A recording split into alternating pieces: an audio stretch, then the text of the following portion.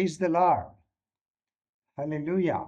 సైన్యములకు అధిపతియగు యెహోవా పరిశుద్ధుడు, పరిశుద్ధుడు, పరిశుద్ధుడు. సర్వలోకము ఆయన మహిమతో నిండి ఉన్నది. అవును, లోకమంతయు దేవుని యొక్క మహిమతో నిండి ఉన్నది. అంటే సముద్రమంతయు నీళ్లు, ఆ నీళ్ళలో చేప ఉన్నది కదా. నీళ్ళతో నిండి ఉన్న సముద్రం అనుకుందాం, అందులో చేప ఉన్నది. కానీ చేపలో ఎన్ని నీళ్ళు ఉన్నాయి? అదేవిధంగా దేవుని మహిమ ఈ లోకంలో నింపి ఉన్నది. ఆయన మహిమలో మనం ఉన్నామా? ఆయన మహిమ మనలో ఉన్నదా? ఒక్కసారి ఆలోచించుకుందాం. ప్రభు మనతో మాట్లాడునుగాక. ఈ కార్యక్రమాలు మీ యొక్క ఆత్మలో వర్ధిల్లడానికి, వాక్యము ద్వారా బలపరచబడడానికి ఇంత ప్రయాసపడి శ్రమపడి తీసుకుని వస్తున్నాం. మోక్ష మార్గం టీవీ కొరకు ప్రార్థన చేయండి.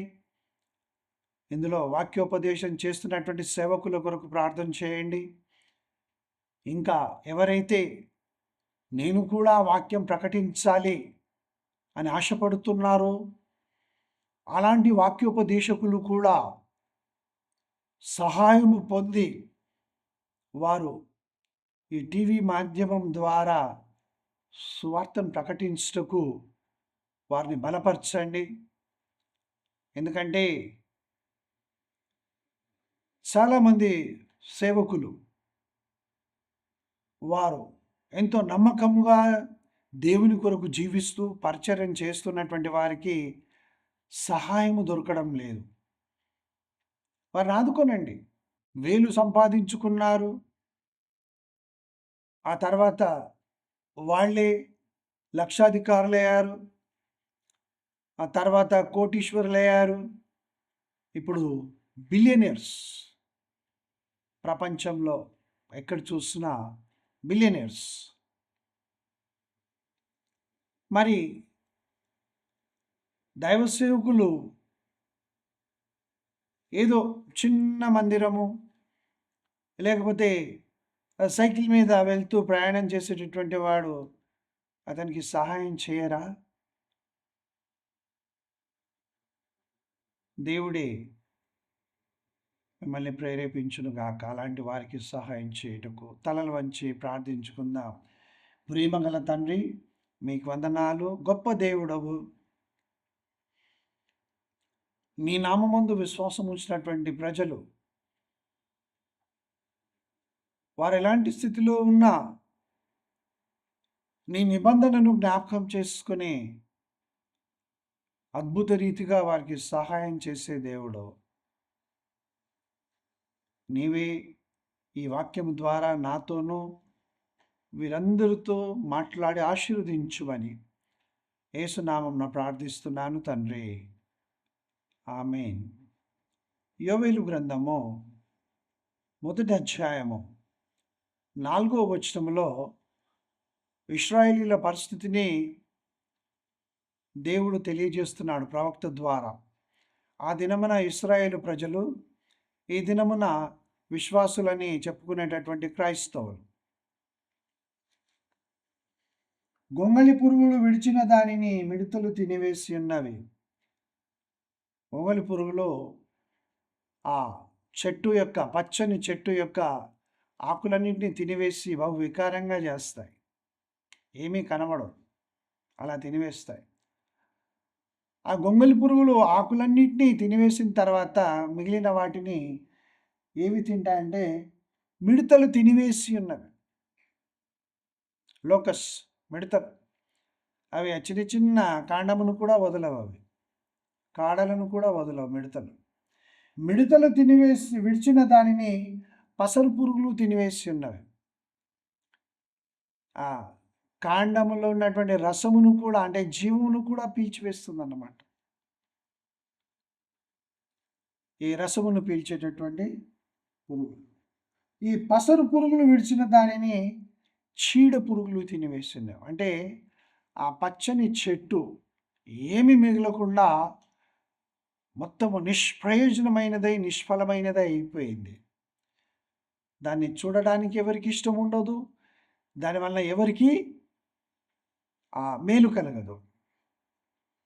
ఆ చెట్టుకి ఇప్పుడు ఫలములు పూయవు.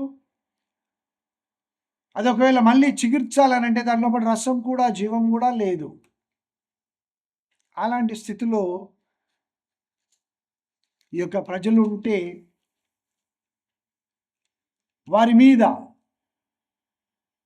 జాలిపడేటటువంటి తండ్రి అయిన దేవుడు,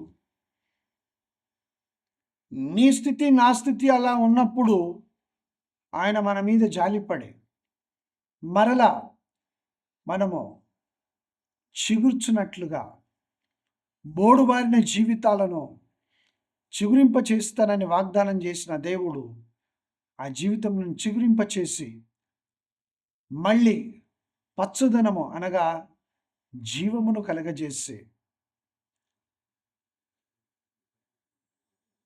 ఫలములు ఫలించినట్లుగా ఆయన ఆశీర్వదించాడు. చూడండి, యోవేలు గ్రంథంలోనే 2వ అధ్యాయం 25వ వచనంలో దేవుడు ఏమని వాగ్దానం చేస్తున్నాడనంటే, మీరు కడుపారా తిని తృప్తి పొంది, మీరు కడుపారా తిని తృప్తి పొంది. చాలామందికి తృప్తి అనేది ఉండదు. ఎంత సంపాదించినా ఇంకా కావాలి, ఎంత తిన్నా ఇంకా కావాలి, ఎంత త్రాగినా ఇంకా త్రాగాలి, ఎన్ని అబద్ధాలు చెప్పి మోసం చేసినా ఇంకా అబద్ధాలు చెప్పి మోసం చేస్తూనే ఉండాలి. ఈ విధంగా వారికి తృప్తి అనేది ఉండదు. వారికి తృప్తి అనేది ఉండదు అని దేవుని యొక్క వాక్యము సెలవిస్తుంది. అయితే దేవుని వాక్యం ఏమంటుందంటే, మీరు కడుపారా తిని తృప్తి పొందిన తర్వాత మీ కొరకు వింత కార్యములను జరిగించినటువంటి మీ దేవుడైన యెహోవా నామమును స్తుతించునట్లు. నీవన్నీ పోగొట్టుకున్న తర్వాత, అన్నింటిలో నీవు ఓడిపోయిన తర్వాత, నీ ఆరోగ్యం అంతా క్షీణించిపోయే బలహీనమైపోయిన తర్వాత, ఏమీ లేని స్థితిలో నీవు బాధపడుతున్న సమయం లోపల దేవుని యొక్క వాక్యం ఏమంటుందంటే, నీవు తిని తృప్తి పొందిన తర్వాత, నీవు తిని తృప్తి పొందిన తర్వాత. ఇక్కడ తృప్తి పొందని వాటిని గురించి సామెతల గ్రంథము 30వ అధ్యాయం 15వ వచనాన్ని 16వ వచనాన్ని మనం చూద్దాం.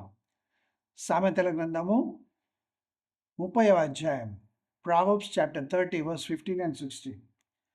జలగకు ఇమ్ము ఇమ్ము అను కూతుర్లు ఇద్దరు కలరు. ఈ దినమున చూస్తూ ఉన్నాం. జలగ అని అంటే అది పట్టింది అనుకోండి, రక్తం తాగుతూనే ఉంటుంది, తాగుతూనే ఉంటుంది, పీలుస్తూనే ఉంటుంది, తాగుతూనే ఉంటుంది. అది ఆ రక్తం త్రాగి త్రాగి త్రాగి త్రాగి అది బస్ట్ అయిపోతుందంట. అయినా త్రాగుతూనే ఉంటుంది. ఆ రక్తం అంతా వెళ్ళిపోతుంది కానీ వదలదు అది. జలగ, లీచ్, LEECH, లీచ్, జలగ. తృప్తి పడనివి 3 కలవు, చాలును అనే పలకనివి 4 కలవు. తృప్తి అనేదే ఉండదంట వీటికి. ఏవనంటే పాతాళం. ఎన్ని ఆత్మలు పాతాళంలోనికి వచ్చినా ఇంకా రావాలనే చూస్తుందంట, తృప్తి కలగదంట. కనని గర్భము, తృప్తి లేదు. చాలును నీరు చాలును అనని భూమి, చాలును అనని అగ్ని, ఈ విధంగా ఇవి తృప్తి నొందవంట. కానీ దేవుని వాక్యం ఏమంటుందంటే, మీరు కడుపారా తిని తృప్తి పొంది, తిన్న తర్వాత, మనం భోజనం చేసిన తర్వాత ప్రతిరోజు ద్వితీయోపదేశ కాండము 8వ అధ్యాయం 10వ వచనంలో వ్రాయబడినట్లుగా జాగ్రత్తగా గమనించండి. మనము ముందుగా భోజనానికి కూర్చున్నప్పుడు చాలామంది ప్రార్థన చేసి తింటారు, లేకపోతే తినరు. గ్రేస్ అని అంటారు, తినరు. అంటే ప్రార్థన చేసి తినరు, ప్రార్థన చేయకుండానే తినేస్తారు. కానీ ద్వితీయోపదేశ కాండం 8వ అధ్యాయం 10వ వచనంలో ఏమంటాడనంటే, మీరున్నటువంటి ఆ దేశములో మీరు తిని మీ దేవుడైన యెహోవాయే మీకు ఆహారం ఇచ్చాడని, ఇవన్నీ పోషించడానికి ఇస్తున్నాడని తృప్తి పొందిన తర్వాత దేవుణ్ణి స్తుతించమంటాడు. మనం భోజనం చేసి ముగించిన తర్వాత, ప్రభువా ఈ ఆహారం నీవు నాకు ఇచ్చావు, నేను ఇంత ముక్క వదిలిపెట్టాలంటే బాధపడతాను. ఎందుకో తెలుసా? ఇంత ఆహారం కొరకు ప్రపంచంలో అనేక చోట్ల ఇంత ఆహారం దొరకకుండా వారు దుఃఖపడుతున్నారు, బాధపడుతున్నారు. అంత ఆహారం దొరకక కొన్ని వారాలు అయిపోయిండొచ్చు వారికి. నీవైతే నాకు ఆహారం ఇచ్చావని దేవునికి వందనాలు చెల్లిస్తాను. నీవిచ్చిన ఆహారంను నేను తిన్నాను, నీవు మాత్రమే ఇచ్చావు కాబట్టి నేను తిని తృప్తి పొంది ఉన్నాను ప్రభువా అని దేవుని కృతజ్ఞతాస్తుతులు చెల్లిస్తాను. మీ కొరకు వింత కార్యం జరిగించిన మీ దేవుడైన యెహోవాను స్తుతించునట్లుగా, గివ్ థ్యాంక్స్, స్తుతించునట్లుగా, మీ దేవుడైన యెహోవా నామము స్తుతించునట్లు నేను పంపిన మిడతలను, గొంగళి పురుగులను, పసల పురుగులను, చీడ పురుగులను నా మహాసైన్యం తినివేసిన సంవత్సరంల పంటను మీకు మరలా ఇత్తును అంటూ ఉన్నాడు. ఏవైతే అప్పుడు నష్టపోయావో, ఏవైతే పోగొట్టుకున్నావో, దేవునికి విరోధంగా జీవించినందుకు ఏదైతే కోల్పోయావో, ఆ సంవత్సరంల పంట అంతటిని నేను మరలా ఇస్తానంటున్నాడు. దేవుని నామం నాకు మహిమ కలుగును గాక. హీ రిస్టోర్స్, ఆయన ఇచ్చే దేవుడై ఉన్నాడు, తప్పకుండా ఇస్తాడు. He restores. గనుక దేవుని ప్రియమైన ప్రజలారా, హగ్గై ప్రవక్త ద్వారా పలకబడిన మాట, మీరెంత సంపాదించినా అది సరిపోవడం లేదు, మీరెంత విత్తుచ్చు ఉన్నారో అంత పంట కోయడం లేదు. మనొక సహోదరి తన కూతురు, అల్లుడు, తన భర్త, ఇంకా అతని ఫ్రెండ్స్ అందరూ కలిసి ఆ స్టాక్ మార్కెట్లో షేర్స్ కొన్నారు కొద్ది సంవత్సరముల క్రితం. దాదాపుగా వారెన్నో లక్షల రూపాయలు పెట్టారు. ఆ సిస్టర్ చెప్తా ఉంది, బ్రదర్ ఏం చెప్పాలి, వారు ఆ యొక్క లక్షల రూపాయలు పెట్టి షేర్స్ కొన్నారు. ఇప్పుడు అది ఒక్క షేరు 1000 రూపాయలు కూడా రావడం లేదు. అంతగా నష్టపోయారు బ్రదర్. భర్త, కూతురు, అల్లుడు, ఇంకా వారితో ఉన్నవాడు. కానీ ప్రభువా నేను తప్పు చేశాను, అది నేను చేయకూడదు, కానీ చేశాను, నన్ను క్షమించు. దేవుడు తప్పకుండా మరలా నీకు వచ్చేటట్లుగా చేస్తాడు వాటిని. ప్రైజ్ ద లార్డ్, హల్లెలూయా. నీవెంత విత్తినా అంత పంటను కోయడం లేదు. 1,00,000 రూపాయలు రావాలనుకొని నువ్వు 10,000 ఇస్తున్నావు, రావడం లేదు. 10,000 నువ్వు అక్కడ వేసేస్తావు. అంటే దేవునికి 10,000 ఇచ్చావు, తప్పు లేదు. కానీ 1,00,000 రావాలని 10,000 ఇచ్చావు చూడ, మాటలను నమ్మి, ఆ అబద్ధములను నమ్మి మోసపోయావు కదా, ఆ 10,000 నీకు తిరిగి రావు. దేవుని కృప ఉంటేనే అవి మరలా రావచ్చు. ఇలా అనేకులు మోసపోతున్నారు, నష్టపోతూ ఉన్నారు. కానీ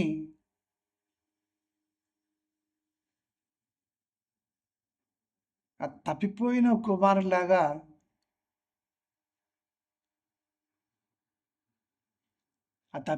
కుమారులాగా అన్నీ పోగొట్టుకోవడానికి బుద్ధిహీనంగానే ప్రవర్తిస్తున్నారు. కానీ బుద్ధి వచ్చినట్లుగా ప్రవర్తించడం లేదు ఈ రోజుల్లో కదా. ప్రతిసారి అబద్ధం చెప్పొచ్చు, నమ్ముతారు. 1,00,000 సార్లు అబద్ధాలు చెప్పు, నమ్ముతారు. కానీ ఒక సమయం వస్తుంది, నీవు చెప్పినటువంటి అబద్ధములను నమ్మకుండా నీవు అబద్ధాలు చెప్పి మోసగించి సంపాదించుకొంచున్నావని సత్యమును తెలుసుకునే సమయము తప్పకుండా దేవుడు కలగజేస్తాడు. ఇప్పుడు అనేకులు అనుభవిస్తున్నారు ఆ స్థితిని.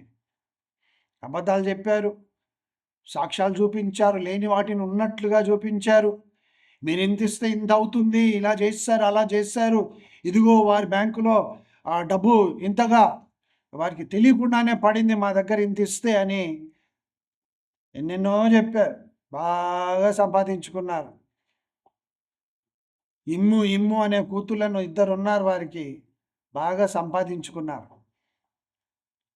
ఎవరి పేరు అవమానపరచబడింది? మనుషులలో దేవుని పేరు అవమానపరచబడింది, కానీ దేవుని నామం ఎప్పటికీ అవమానపరచబడదు. హగ్గయి 1వ అధ్యాయం 6వ వచనం నేను చెప్తూ ఉన్నాను. మీరెంత విత్తినా అంత పంటను కోయడం లేదు. నీవెంత కప్పుకుందామన్నా నీకు ఆ వస్త్రం సరిపోవడం లేదు. మీరు సంపాదించిన జీతము చినిగిన సంచిలో వేసినట్లుగా ఉందంటాడు. భయపడండి ఆ వాక్యానికి.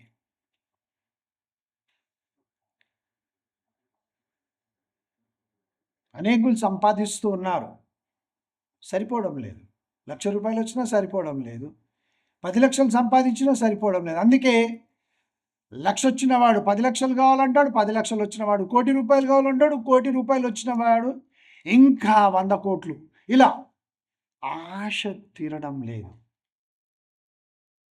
అగ్ని ఏ విధంగా దహించి వేస్తుందో కొంతమందిలో ఈ సంపాదన అనేటువంటి ఆశ, నేనే పొందాలి అనేటటువంటి ఆశ, ఇంకా కావాలనేటటువంటి ఆశ వాటిని తృప్తి పడకుండా చేస్తూ ఉన్నాయి, తృప్తి పడనీయడం లేదు.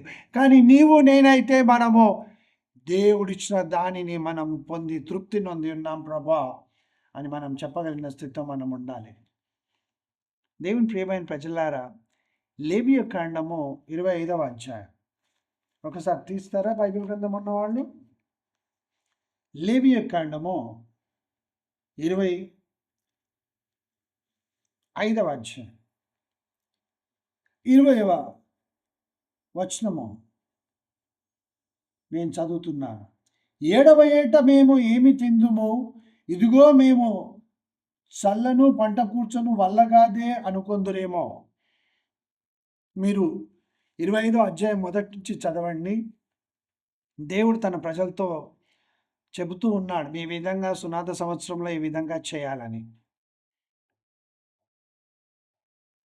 మీరు 7వ సంవత్సరము మీరేమీ చేయకూడదు, అనగా 49 ఇయర్స్ అయిన తర్వాత మరియు 7 విశ్రాంతి సంవత్సరం అనగా 7 ఏళ్ళు గల సంవత్సరములను లెక్కింపవలెను. ఆ 7 విశ్రాంతి సంవత్సరముల కాలము 49 సంవత్సరములగును. ఈ విధంగా ఆ చివరి సంవత్సరంలో మేమేమి తినాలి? ఏం పంచేయద్దంటున్నావు దేవా, పంట చల్లొద్దంటున్నావు, కూర్చుకోవద్దంటున్నావు, మరి ఎట్లా అని అంటే అప్పుడు దేవుడు వాగ్దానం ఏమని చేస్తున్నాడు? లేవియ కాండము 25వ అధ్యాయం 21వ వచనం, అయితే నేను 6వ ఏట నా దీవెన మీకు కలుగునట్లు ఆజ్ఞాపించేదను, దేవుని నామం నాకు మహిమ కలుగును గాక. This is God's grace. ఇది ఆయన యొక్క కృప. అనగా 6వ ఏట మీకు 3 సంవత్సరముల పంటను దేవుడు కలగజేశాడు.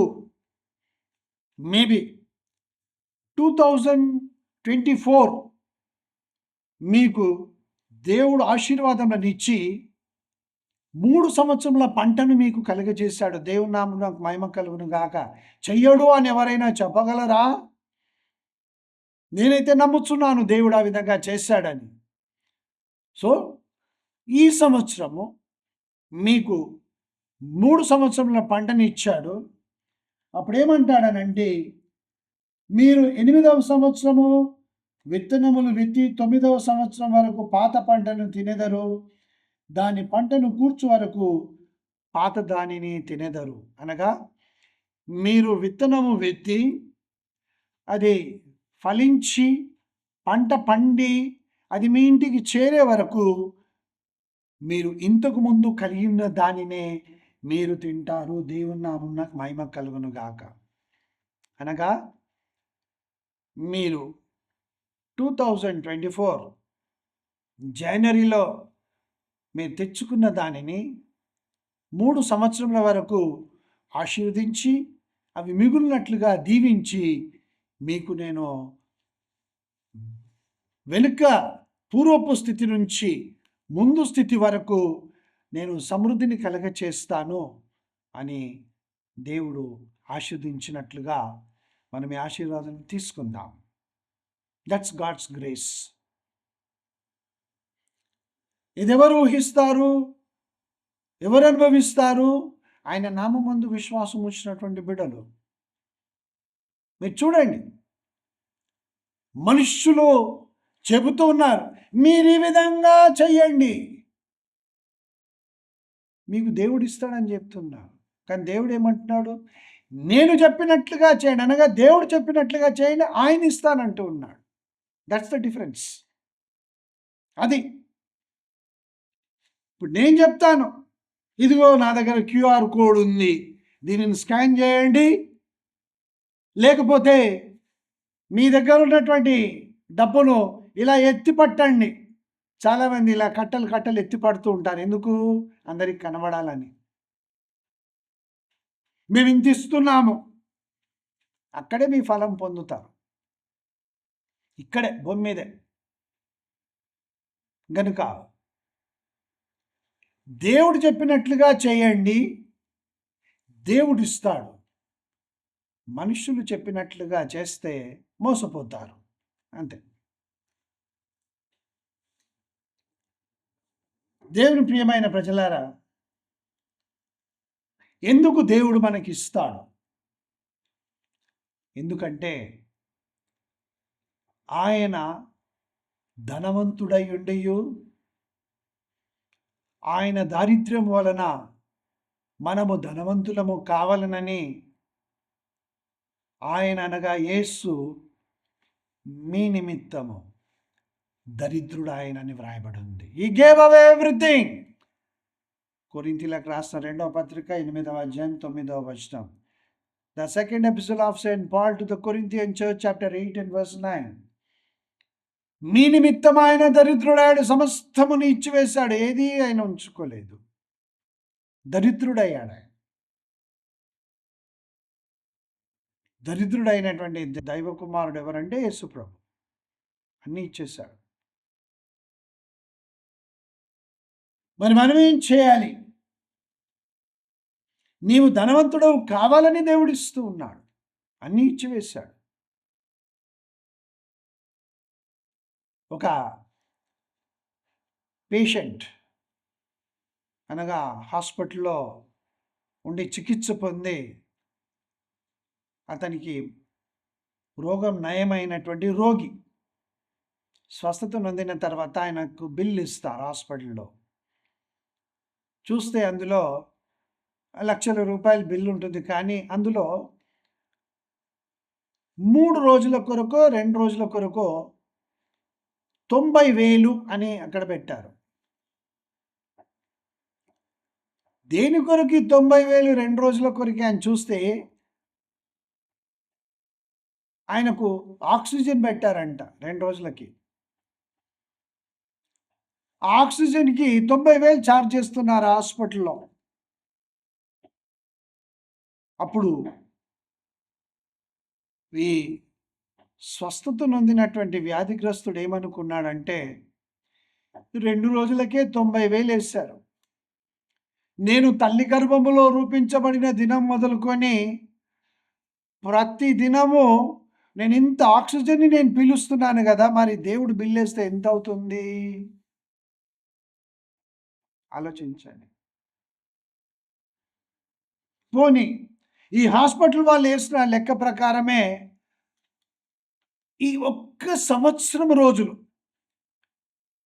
అంటే జనవరి 1 నుంచి ఈ దినం వరకు ఒక రోజుకి మీరు 10,000 రూపాయలే అనుకుందాం.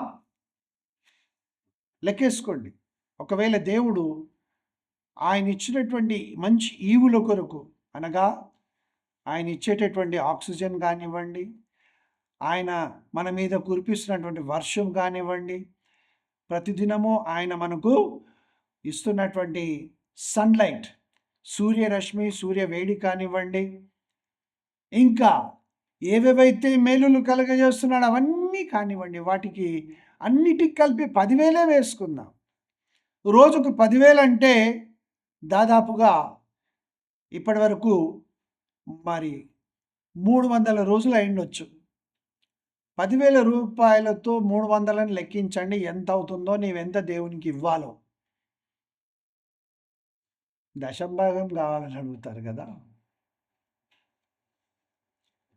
కృతజ్ఞత అనంటే కృతజ్ఞతాస్తుతులు చెల్లించడం అంటే ప్రభా నీవింత నాకు ఇచ్చావు, నేనేమీ నీకు ఇవ్వలేను, నీవే నా దేవుడవు, నన్ను ఆశీర్వదించినందుకు వందనాలు. You have given me, not my hands. ఆయన ఎవరో కాదు, ఈమెవరో కాదు, నాకు ఇచ్చి సహాయం చేసి నిలబెట్టి నీవిచ్చావు. ఈ సూర్యరశ్మి, ఈ సూర్య వేడి ఇవన్నీ మనుషులు ఇచ్చేది కాదు. వర్షమును కురిపించేది మనుషులు కాదు, మంచును కురిపించేది మనుషులు కాదు. సమస్తమును ఇచ్చినది నీవే అని, నీవే ఇచ్చావని దేవునికి చెప్పడమే కృతజ్ఞతాస్తుతులు చెల్లించినది. దేవుని ప్రియమైన ప్రజలారా, అపోస్తలుడైన పౌలు కొరింథీయులకు రాసినటువంటి 2వ పత్రిక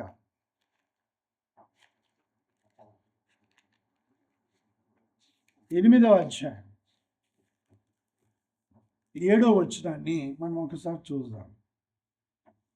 మీరు ప్రతి విషయములో అనగా విశ్వాసమందును, ఉపదేశమందును, జ్ఞానమందును, సమస్త జాగ్రత్త ఎందునో, మీకు మా యెడలున్న ప్రేమ యందును ఎలాగ అభివృద్ధి పొందుచున్నారో అలాగే మీరు ఈ కృపయందును కూడా అభివృద్ధి పొందినట్లు చూచుకొనుడి. దేవుని నామం నాకు మహిమ కలుగును గాక. చాలామంది పాటలు రాస్తారు, కృప కృప కృప కృప అని. ఏమిటి కృప అంటే? దేవుడు చూపించేదే కృప, దేవుడు ఇచ్చిందే కృప, దేవుడు చేసిందే కృప. అందుకు బదులుగా నీవేం చేయాలి? ఆ కృపను నీవు చూపించనక్కర్లేదా?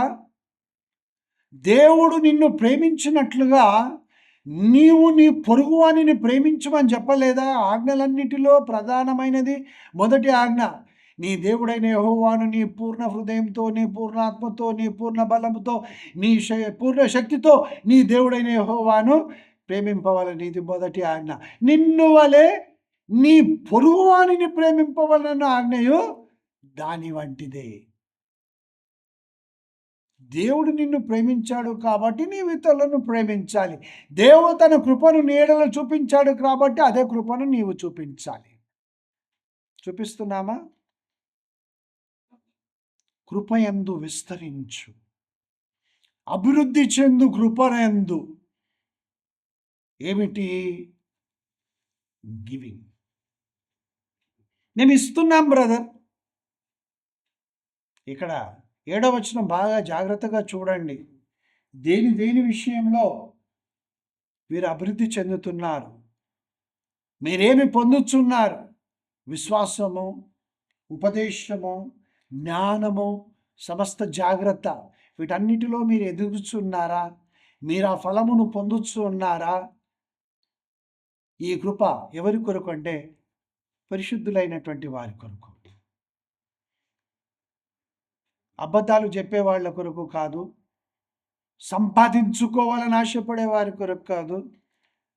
నేను చాలాసార్లు చెప్పాను, టీవీ ఛానల్స్లో కూడా చెప్పాను, నేను చాలా స్థలాలలో దేవుని పేరు చెప్పి దయ్యాలను నమ్ముకునేటటువంటి రోజుల్లో మనం ఉన్నామని. కొంతమంది ఉన్నారు, అందరూ కాదు, కొంతమంది ఉన్నారు. కనుక నీకు గత దినములలో నీవు పోగొట్టుకున్న దాని అనగా నీకు 2023లో ప్రమోషన్ రావాలి, లేకపోతే అప్రైజల్ రావాలి, లేకపోతే నీకేదో అరియర్స్ రావాలి 2023లో, నీకు ఇవ్వలేదు. 2025లో నీకు ఇచ్చారు. దేవుని నామం నాకు మహిమ కలుగును గాక, మీకు తప్పకుండా ఇవ్వబడును గాక. నీకు ఏదైతే ఇవ్వబడలేదో అది తప్పకుండా నీకు వచ్చును గాక. 2025లో ఇచ్చారనుకోండి, దాని అర్థం ఏమిటి? 3 years అరియర్స్ నీకు ఇస్తూ ఉన్నారు. 23, 24, 25.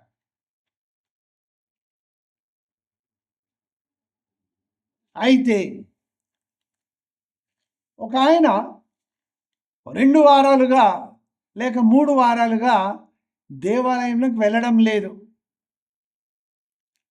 ఆయన ఫర్ ఎగ్జాంపుల్ ఆయన ₹1 చందా వేస్తాడు ప్రతి ఆదివారం.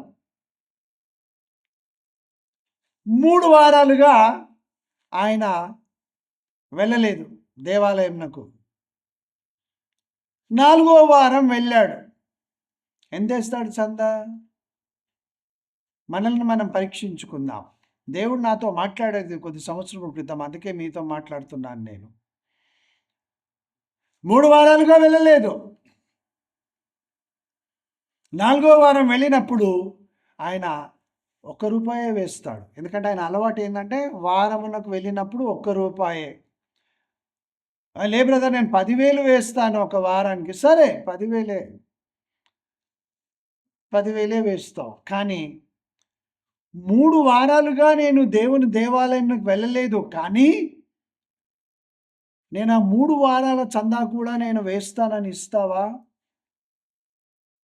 నువ్వు ఏ మందిరంలోకైనా వెళ్ళు, ఏ ఫెలోషిప్కైనా వెళ్ళు, నీవు వెళ్ళకపోతే ఇస్తావా? నేను లేవియకాండం 25వ అధ్యాయము 20, 21, 22 వచనాలను చూపించాను. యోవేలు గ్రంథం 2వ అధ్యాయం 25వ వచనాన్ని నేను చూపించాను. ఆ తర్వాత రాజుల 2వ గ్రంథము 19వ అధ్యాయం 29వ వచనాన్ని మనం చూద్దాం. ఇక్కడ నీవు విత్తకపోయినా, నీవే పని చేయకపోయినా దేవుడు ఆ సంవత్సరంలో పంటనంతా కూడా, చేతుల పనుల కష్టార్జితం అంతటిని కూడా నీకు రాబోయే దినములలో ఇచ్చాను అని చెప్తూ ఉన్నాడు. మరి ఆయన బ్యాక్ వేజెస్ అంటాం, మనం అరియర్స్ అంటాం కదా. ఉద్యోగాలు, గవర్నమెంట్ ఉద్యోగాలు చేస్తున్నటువంటి వారికి, ప్రైవేట్ సంస్థల్లో పర్మనెంట్ జాబ్ కలిగిన వారికి తెలుసు, మాకు ఇంత ఇవ్వాలి, ఇవన్నీ అరియర్స్ వస్తాయి, మాకు 2020 నుంచి మాకు ఇవ్వాలి అని లెక్కలు వేసుకుంటూ ఉంటారు. ఏదో ఒక దినమున ఆ మేనేజ్మెంట్ వారు లేకపోతే గవర్నమెంట్ వాళ్ళు వారికి ఆ డబ్బును లెక్కతో సహా వేసి ముట్ట చెప్తారు. మరి నువ్వు దేవుని దేవాలయంలోకి వెళ్ళకపోతే దేవుడు నిన్ను కాపాడడం లేదా? నీవు దేవుని దేవాలయంలోకి వెళ్ళినంత మాత్రాన ఆ వారం కానుక నేను ఇవ్వను అని ఎలా ఊరుకుంటావు? ఆయన ఇస్తలేడా? ఆయన ఇవ్వడం లేదా? ఆలోచించండి. మీరే మందిరంలోకి వెళ్ళినా, ఏ దేవాలయంలోకి వెళ్ళినా, ఏ ఫెలోషిప్కి వెళ్ళినా తప్పకుండా మనము చందా ఏదైతే వేస్తామో అది వెళ్ళినప్పుడు తప్పకుండా ఆ వెళ్ళని రోజులది కూడా మనం ఇవ్వాలి. ఇవ్వను బ్రదర్, నీ ఇష్టం. నాకు తెలుసు, గత 15 సంవత్సరాలుగా ఎవరూ నాకు ఏమీ సహాయం చేయడం లేదు. కానీ అవన్నీ లెక్కబెట్టి అక్కడ ధనం సమకూర్చబడుతుందనే సంగతి నేను విశ్వసిస్తూ ఉన్నా. ముందుగా మనం చేసే ప్రతి పని దేవుని కొరకు అంటూ మనం ఇచ్చేది సమస్తము పరలోకంలో సమకూర్చబడుతుంది అని నమ్మి మనం ఈ భూమి మీద చేయాలి. అంతేగాని ఇది చేస్తే నీకు ఇంత వస్తుంది, అక్కడేస్తే ఇది ఇస్తారు, ఇలా చేస్తే నీకు ఈ కార్యం జరుగుతుంది, మా దగ్గరకు వస్తే ఇదిగో నేను ఇది అభిషేకపు ప్రార్థన చేసిస్తున్నాను మీకు, ఇది తినండి. ఎక్కడుంది? దేవుడు చెప్పాడా నీకు అభిషేకించి నేను ఇస్తాను, నువ్వు తిను వెళ్ళు అని చెప్పి? నీకు ఇది జరుగుతుందని చెప్పాడా దేవుడు? నమ్ముతున్నావు నీ నమ్మకం. ఎవరిస్తున్నారు నీకు? దేవుడు ఇవ్వడం లేదే, మనుషులను నమ్ముతున్నావు. కాబట్టి దేవుని ప్రియమైన ప్రజలారా, ఈ లోక సంబంధమైనవన్నీ మన దగ్గర నుంచి మోసముతో తీసుకొని ఉండవచ్చును. కానీ తన కృపలో దేవుడు ఏమంటున్నాడంటే, నేను మరలా మీకు ఇస్తాను.